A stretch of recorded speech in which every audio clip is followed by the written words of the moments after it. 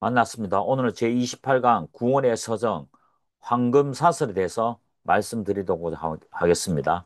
오늘 제9원의 서정 황금사설은 1. 구원의 서정에 대해서, 두 번째는 소명, 정의, 성경구절, 종류, 소명의 방편들, 특징에 대해서 말씀드리고자 합니다. 첫 번째, 구원의 서정은 대표적인 구절이 로마서 8장 30절입니다. 또한 하나님께서 미리 정하신 그들을 또한 부르셨고 부르신 그들을 또한 어렵다 하셨고 어렵다 하신 그들을 또한 영광스럽게 하셨습니다.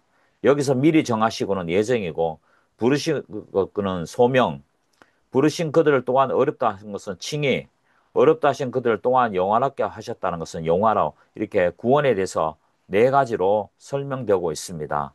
구원이란 예수 그리스도의 객관적인 속죄 사역을 택함 받은 각 개인에게 성령님께서 실제로 적용하시는 구원의 방법과 그 과정에 대한 진리를 정리정돈한 것입니다.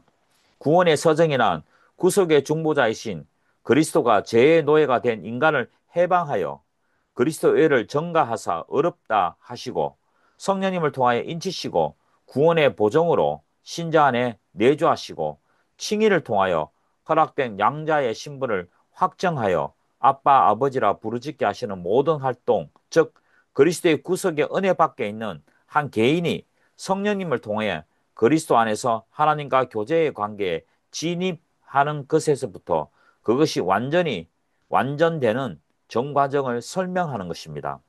객관적 구원은 그리스도의 사역에 속하고 주관적 구원은 성령님의 사역에 속합니다. 그리스도가 성육신하신 이루신 사역을 구원의 완성이라고 하고 성령님이 오순절 강림 이후 개개인에게 구원을 가져다 주시는 사역을 구원의 적용이라고 합니다. 그러므로 예정은 구원의 출발점이며 영화는 최종 독착, 독착지라고 알 수 있습니다. 그래서 오늘 구원에 대한 교리에서 가장 중요한 것은 구원의 서정, 황금사설입니다. 지금 이 말씀드린 것은 존 모레의 신학자를 구원의 서정에 기반을 두고 말하는 것입니다. 구원의 서정에 했을 때 단순히 우리가 믿음으로 구원을 받는다로 아주 유아틱틱하게 이해하는 것이 아니라 전 과정을 다 이해해야 됩니다. 그러므로 우리가 이것을 정말 논리적으로, 시간적으로만 이해하는 것이 아니라 신학적이면서 논리적으로 또한 경험상으로 이해하는 것이 좋습니다. 먼저 구원이라 했을 때는 영원전 예정으로도 출발되는 것입니다. 그 예정이 시간 속에 돌아서 하나님께서 우리를 소명 부르시고 부르신 그들을 중생시키시고 또한 신앙을 다른 말로 믿음이라고 합니다. 믿음을 갖게 하고 회개케 하면 칭의가 오고 양자 하나님의 아들로 신분으로 회복시켜 주시고 성화와 견인을 요즘 다른 말로 보존이라고 말합니다. 견이라는 신학적 용어보다는 보정이란 말이 더 정확합니다. 미래는 영화죠. 그래서 영원전에는 예정이고 과거는 소명, 중생, 신앙, 민음, 회개, 칭의, 양자, 현재는 성화, 견인, 보정이고요.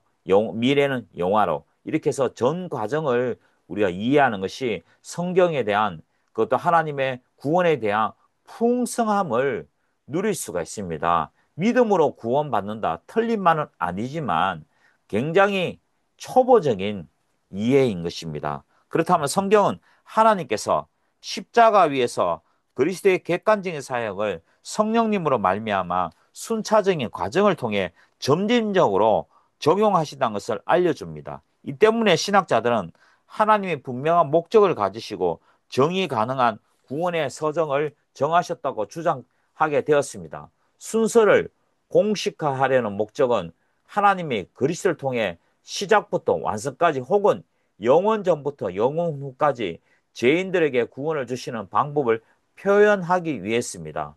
구원의 서정은 그리스도가 성취하신 구속의 객관적인 사역이 죄인의 심령과 생활에 주관적으로 실현되는 전 과정을 뜻합니다. 하나님께서 우리는 이성적, 도덕적 피조물들로 취급하시어서 그분이 주시는 구원의 복들을 스스로 충분히 의식하기를 원하십니다. 또한 구원의 서정은 피택 죄인들의 전 생애에 걸쳐 계속되는 것이므로 이 다양하고 장원한 과정의 순서가 있을 것은 당연한 일로 이 순서는 시간적인 의미가 아니라 신학적, 논리적 의미로 해석되어야 됩니다.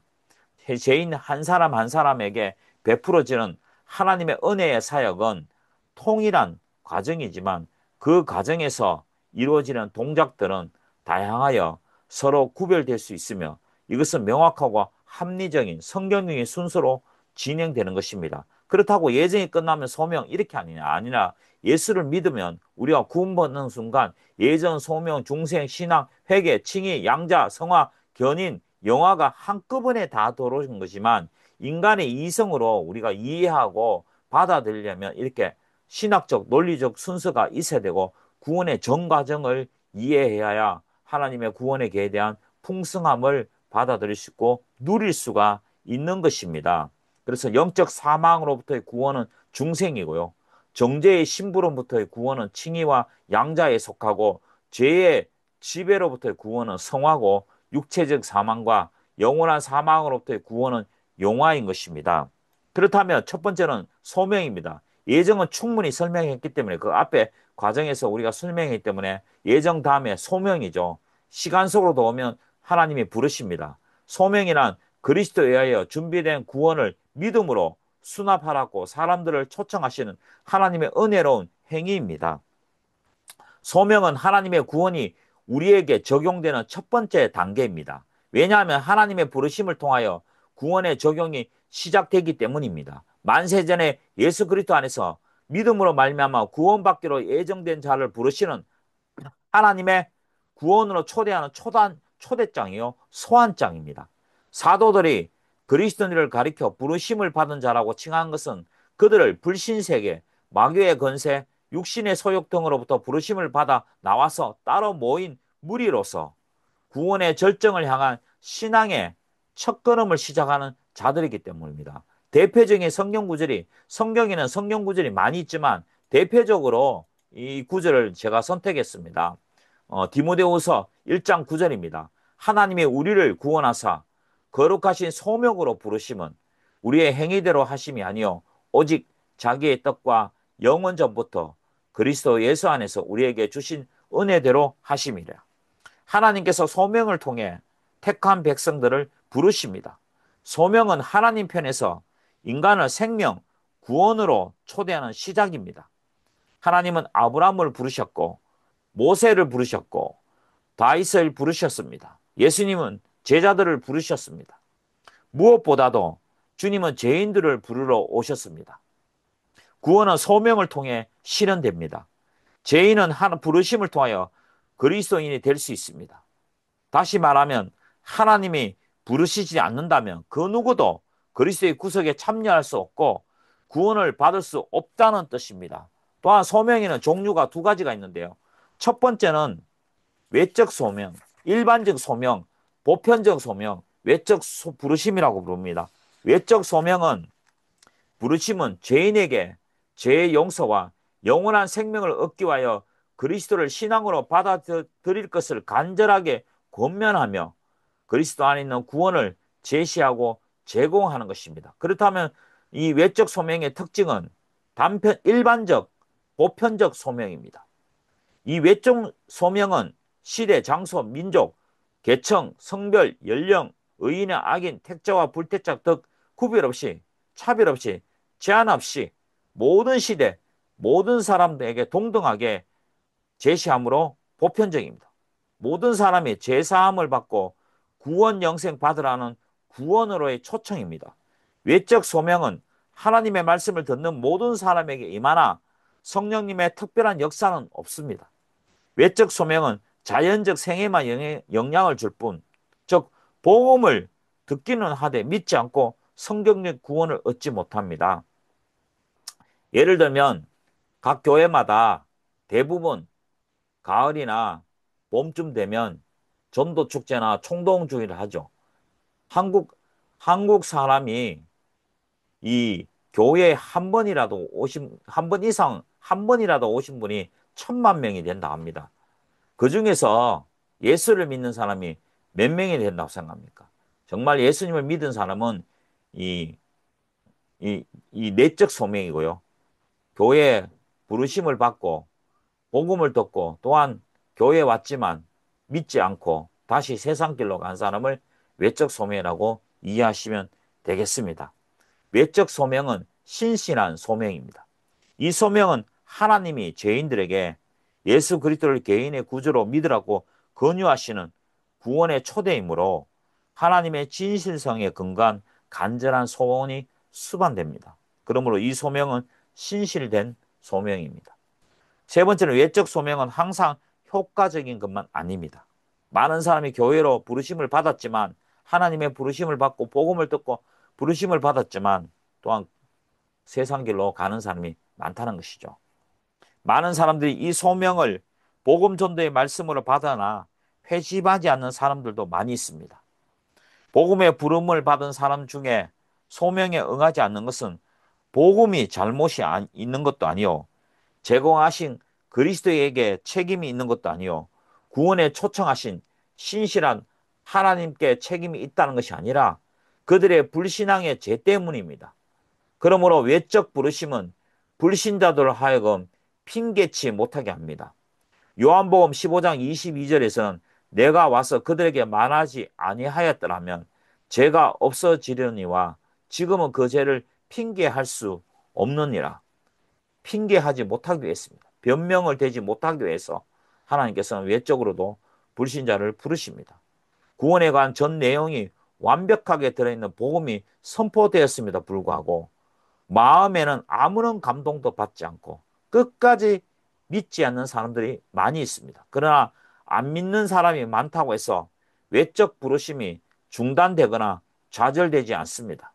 받아들이건 배척하건 간에 복음의 초청, 전도는 계속되어집니다. 이러한 복음 전파, 외적 부르심은 불신자들로 하여금 예수님에 관한 복음을 듣지 못해서 못 믿었다는 핑계는 될 수 없게 만들며 복음을 거절한 책임을 스스로 지게 만듭니다. 두 번째는 내적 소명, 특별한 소명, 유효적 소명, 내적 부르심이라고 합니다. 소요리 문답 31문에는 효력 있는 부르심은 하나님의 영의 역사이니 우리의 죄와 비참함을 깨닫게 하시고 또 우리의 마음을 조명하여 그리스도를 알게 하시고 우리의 의지를 새롭게 하시고 우리를 권하사 능히 복음 가운데 우리에게 값없이 주는 예수 그리스도를 믿도록 하신다고 되어 있습니다. 성부 하나님의 계획에 따라 그리스도의 복음이 온 천하에 선포됩니다. 하늘과 땅의 모든 권세를 받은 성자 예수님은 성령님을 통해 이 일을 수행합니다. 성령님은 복음 곧 그리스도의 인격과 그분의 사역이 온 천하에 선포되도록 역사하십니다. 그리고 성부 하나님의 계획에 따라 선택된 백성들은 그리스도의 복음에 효과적으로 반응하게 됩니다. 유효한 부르심의 주체는 성부 하나님이십니다. 오직 그들만이 이 복음을 받아들입니다. 그들은 그리스도께로 인도됩니다. 이는 성령님의 내적 사역을 통해 이루어집니다. 성부에 의해 창세전에 성택받은 죄인을 부르시는 성부의 뜻과 계획, 성자의 복음, 그리고 성령님의 역사와 함께 드러냅니다. 곧 삼위 하나님의 공동 사역인 것입니다. 성부 하나님은 한 개인을 그리스도의 복음의 메시지 안으로 부르십니다. 그리스도는 성령님 안에서 그를 효과적으로 부르십니다. 아버지께서 주신 자는 한 명도 빠짐없이 부르십니다. 하나님의 애정은 계획이며 그 소명은 그 실행입니다. 외적 소명의 대상자는 모든 시대, 모든 사람입니다. 내적 소명의 대상자는 구원받기로 선택된 사람입니다. 그 이유는 이 소명은 선택된 사람들에게만 유효하기 때문입니다. 내적 소명은 영혼에 대한 신적 권능의 행사로서 적극적, 영적, 초자연적인 새 생명을 부여하여 새로운 형태의 영적 활동을 가능케 하는 일입니다. 이 소명은 사람들을 그리스도의 자녀로 중생시키시며 어둠의 자녀들을 빛의 자녀들로 삼으시고 역사로 인도하십니다. 따라서 택함 받은 자들을 외에 없이 이 소명에 믿음으로 응하게 되고 그 결과 구원에 이르게 하십니다. 이 이유는 유효적 소명이라고 합니다. 내적 소명의 특징은 첫 번째는 유효적입니다.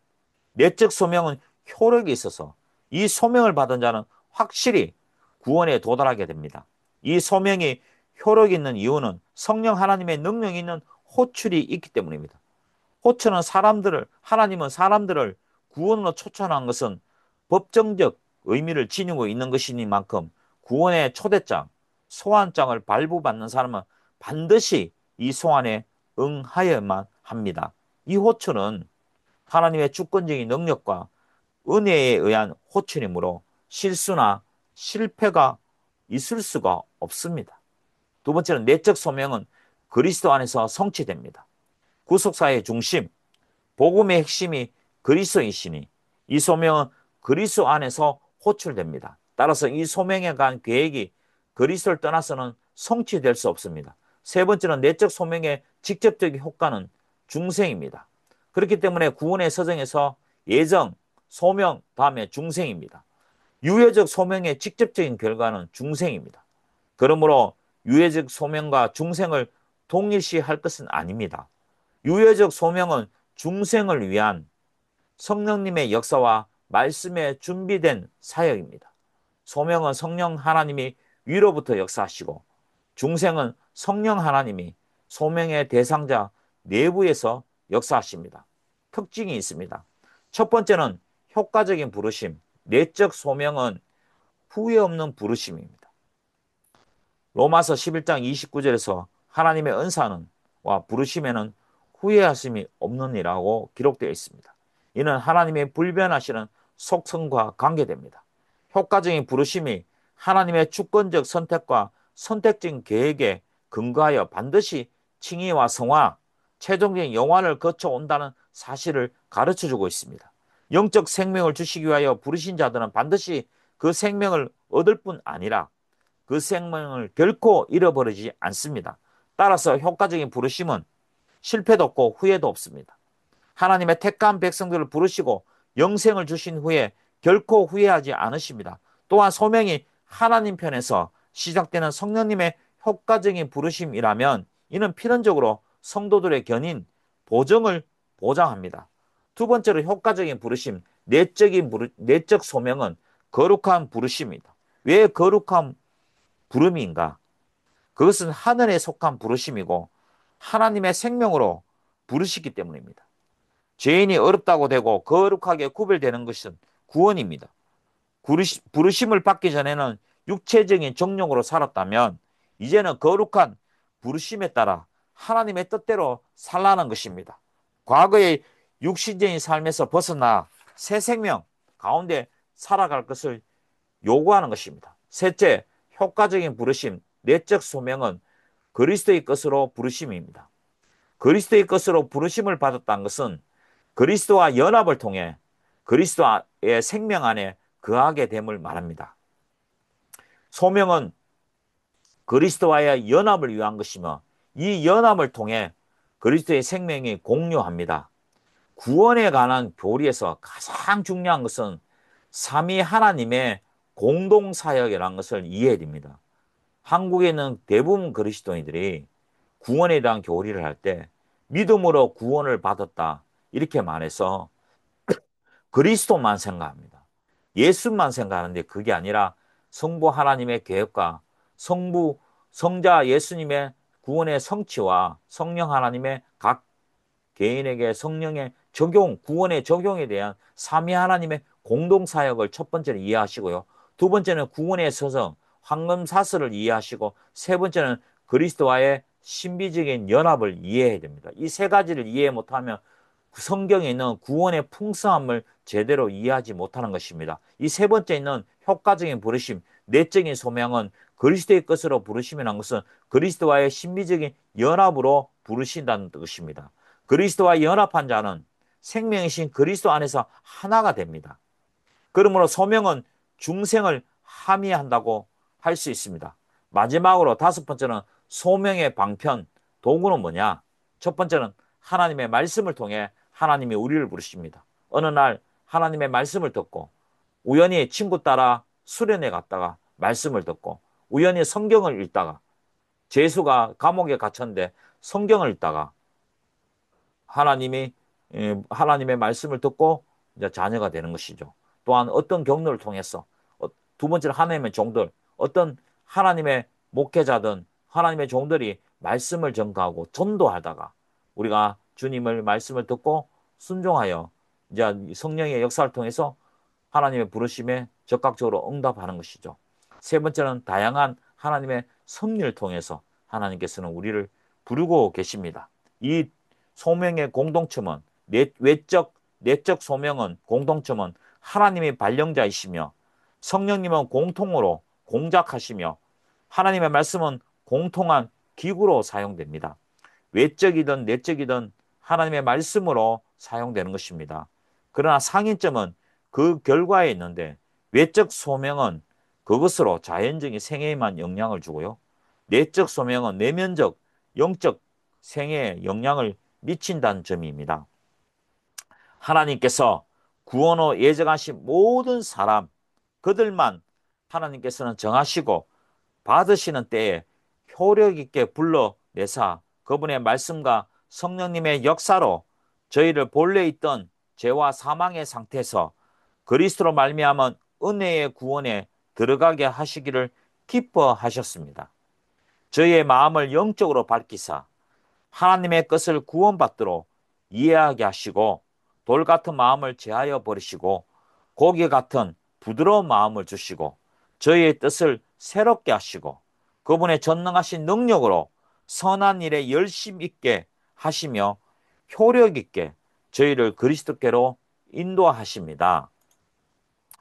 그렇지만 저희는 그분의 은혜로 자원하는 심령을 받아 가장 자발적이고 자유롭게 나오게 하십니다. 오늘은 여기까지 하고 다음에 찾아뵙도록 하겠습니다. 감사합니다.